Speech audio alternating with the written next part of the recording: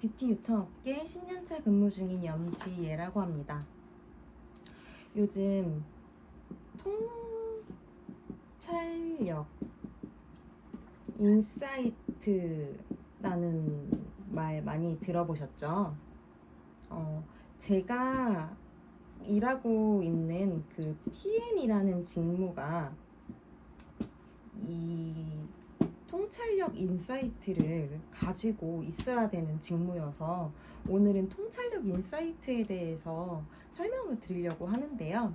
도대체 통찰력 인사이트가 무엇인지 제가 일하는 일에서 구체적인 사례에 대해서 설명을 드리려고 하거든요.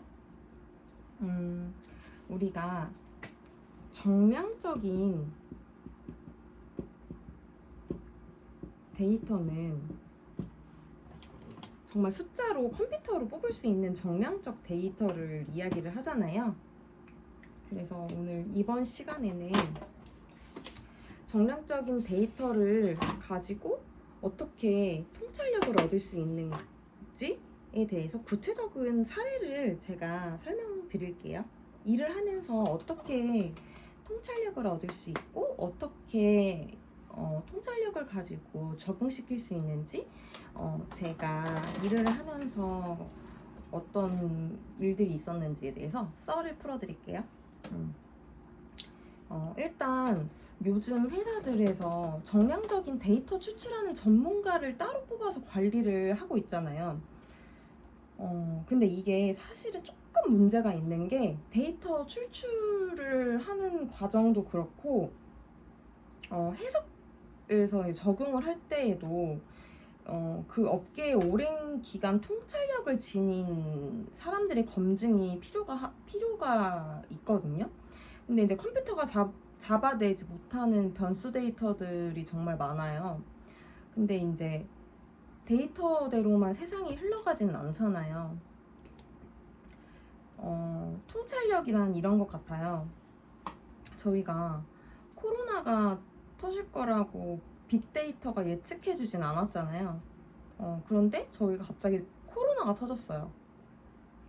이제 이건 제 구체적인 사례인데 코로나가 터졌을 때 최근자 그 예측 데이터대로 움직이지 않겠다라는 걸 제가 2015년에 그 메르스 사태를 경험했기 때문에 그때 당시에도 화장품 회사를 다니고 있었고, 그래서 그때 갑자기 메르스 사태 때 사람들이 급감했지만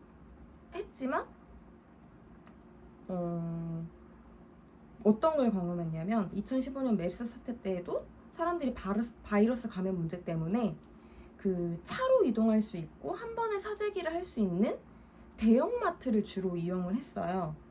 하지만 이제 도시나 면세점, 관광상권 이 오프라인 매장에는 매출이 급감했고 그 마트 매장은 사람들이 뭐 주차를 할 수 있고 차로 이동할 수 있기 때문에 마트에는 사람이 있었거든요. 그래서 제가 2015년에 그걸 경험했기 때문에 제가 코로나가 터지고 나서 그 최근자 데이터대로 움직이지 않았고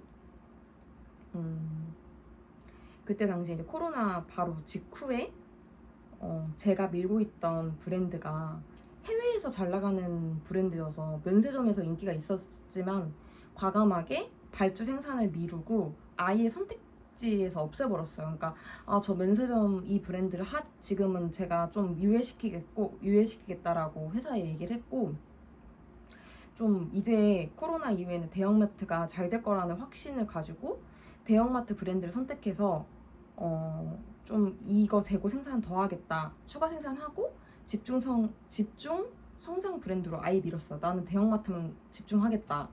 선택과 집중을 좀 채널 선택과 집중을 할 때 대형마트를 하겠다라고 아예. 왜냐면 이게 아무리 누적된 데이터는 해외에서 이 브랜드가 잘 돼서 면세점이 데이터 상으로는 잘 된다고 해도 어떻게 지금 당장에 코로나여서 면세점에 사람들이 없잖아요. 그럼 제가 가진 직관력으로는 면세점을 전 중단을 시켰어야 됐죠. 그래서 아예 난 대형마트를 픽하겠다라고 해서 대형마트로 밀고 나갔죠. 그런데 아무래도 식품과 생필품 사재기를 하는 고객들이 당연히 화장품을 따로 구매하려고 밖으로 나가는 게 아니라 아예 마트에서 같이 구매를 하기 때문에 그 코로나 시기에 다른 화장품 회사들은 전년 대비 역성장이었지만 제가 이제 밀고 있던 브랜드는 전년 대비 상승을 했어요. 그래서 이게 보면 제가 그때 전년 대비 뭐 최근자 데이터만 가지고 면세점을 계속 밀었다고 하면 당연히 재고도 남아 있었겠고 더 뭐 대형마트에서 매출을 더 잡을 수 없었겠죠. 이게 어떻게 이런 직관력을 가질 수 있었을까요? 2015년 메르스 사태에서부터 갖고 있었던 통찰력이었었겠죠. 그때 이 통찰력을 어떻게 얻었냐?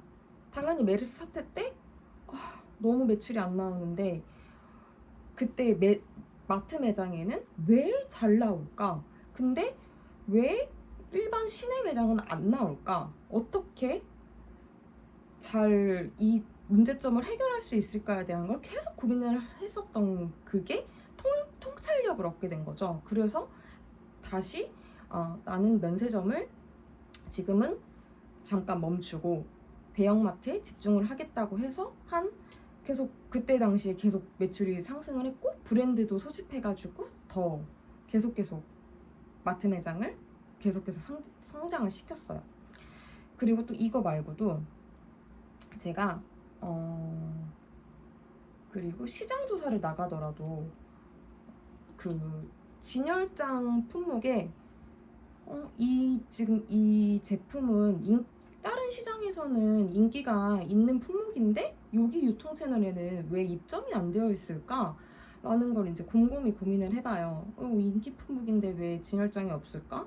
고민을 하다가 제안하고 싶은 브랜드의 품목에 그 브랜드의 이 품목이 지금 이 대형 유통사에 없으니 준비를 해달라. 내가 이제 미팅 갈 때 제안을 하겠다라고 해서 그 품목을 준비를 해놨다가 품평 미팅이 있을 때 그 제안 요청했던 상품 품평 할 때 제가 이제 하고 싶었던 그 진열장에 비어있던 제품을 은근슬쩍 끼워서 올려요. 그리고 그냥 끼워서 올리는 게 아니라 뭐 품평 요청했던 그 품목이랑 이거 테스터 할 것도 올리고 나중에 끝나고 나서 혹시 받아주면 선물용으로도 하나 좀 준비해놓고 선물로도 하나 더 전 드리기도 하거든요. 바이어 선물로 받아주시면 가볍게 더 드리기는 해요. 제가 이제 그 품목이 디퓨저였는데 그거를 이제 바이어 분이 선물로 받아주셨어요. 너무 되게 가볍게 제가 준비를 해서 근데 이제 그거를 화장실에 리드스틱으로 꼽아놨는데 향이 너무 좋아서 입점 확정이 됐거든요. 그거랑 드레스 퍼퓸이랑 이제 확정이 됐는데 제가 봤을 때는 이제 그 시장 조사를 나가서 진열장에 왜 디퓨저가 없을까라는 이제 그냥 제 눈썰미로 그건 본 거죠. 다른 사람 눈에는 그게 안 보였던 거잖아요. 근데 이것도 제가 봤을 때는 통찰력이라고 생각을 하거든요. 그래서 뭐 시장 조사를 하더라도 그냥 하는 게 아니라 왜 없지? 어떻게 입점시킬 수 있지? 이렇게 항상 고민을 하는 것 같아요. 그래서 다른 사람들은 품평 미팅을 가면 요청한 제품만 가지고 간다고 하더라고요. 근데 저는 사실 이왕이면 미팅 갔을 때 정말 완전 많은 제품을 가져가진 않아요. 그러면 오히려 더 역효과가 날 수 있고 왜냐면 시간은 부족한데 많은 제품을 가져가는 것보다 좀 이 시장에 지금 딱 맞는 제품들을 제안을 하는 게 낫겠죠? 근데 그것도 통찰력을 가지고 제안을 하셔야 되니까 이런 통찰력 같은 경우에는 평소에 많은 고민을 해야 얻을 수 있는 것 같습니다. 저랑 같은 직무에 있는 사람들은 같이 항상 하는 말이 있어요. 우리는 쉬는 게 아니다. 퇴근해도 쉬는 게 아니다. 프로젝트 기간 동안에는 멍 때리고 있어도 항상 머릿속에 무슨 문제점이 생기거나 문제점이 안 생겼어도 프로젝트 기간 동안에 항상 긴장하고 있고요. 문제가 생길까봐도 항상 긴장하고 있고, 쉬고 있어도 쉬고 있는 게 아니고 머릿속에 항상 why, 왜, how, 어떻게 이렇게 항상 머릿속으로 고민을 하고 있어요. 왜 문제가 생겼지? 어떻게 해결하지? 이렇게 시행착오를 why, how로 고민하고 해결하면서 얻는 게 통찰력인 것 같아요. PM은 이런 고민으로 이제 예상했던 선택지의 오차 범위가 크지 않아야 조직이 좀 그 문제에 대해서 빠르고 문제점이 없어야 빠르고 생산적으로 돌아가거든요. 그 프로젝트 기간에 문제가 발생해서 협의하고 고민하고 검증하는 단계들을 거치고 나면 어떠냐면 머리가 막 뜨거워져서 가끔씩 이제 회사 체온계를 이제 나가거나 할 때 재보면 머리가 거의 39도, 40도 막 이렇게까지 나올 때도 있어요. 거의 컴퓨터가 뜨거워지잖아요. 많이 쓰면 머리도 정말 그렇게 계속 굴리기 때문에 머리도 과열이 돼요. 정말 그리고 저 같은 직무의 사람들을 기본적으로 외장하드를 관리를 하거나 클라우드에 데이터를 계속 누적해서 관리를 하셔야 돼요. 사실 사람이 이런 통찰력은 어떻게 보면 감이라고도 할 수 있잖아요. 저는 외장하드에 지금까지 근무하면서 모든 데이터들을 관리를 하고 있고요. 누적해서 관리를 하고 있고요. 그리고 이런 통찰력이라는 것도 어떻게 보면 정량적인 데이터로 검증할 수가 있어야 돼요. 정량적인 데이터로 한번 검증을 해서 오차 범위도 더 줄일 수 있는 방법에 대해서 연구를 해야 다시 한번 더 뛰어난 통찰력을 가지실 수 있고요. 정말 상품이 안정적으로 런칭되기 전까지 머릿속으로는 발을 동동동동 굴르는 직무인 것 같아요. 그리고 또 사실 뭐 상품이 안정적으로 런칭되기 전까지는 항상 이제 준비를 하고 있지만 예측대로 흘러가지 않을 때도 있잖아요. 그래서 그 상황에 대해서도 대응 방안을 항상 준비하고 있어야 되고요.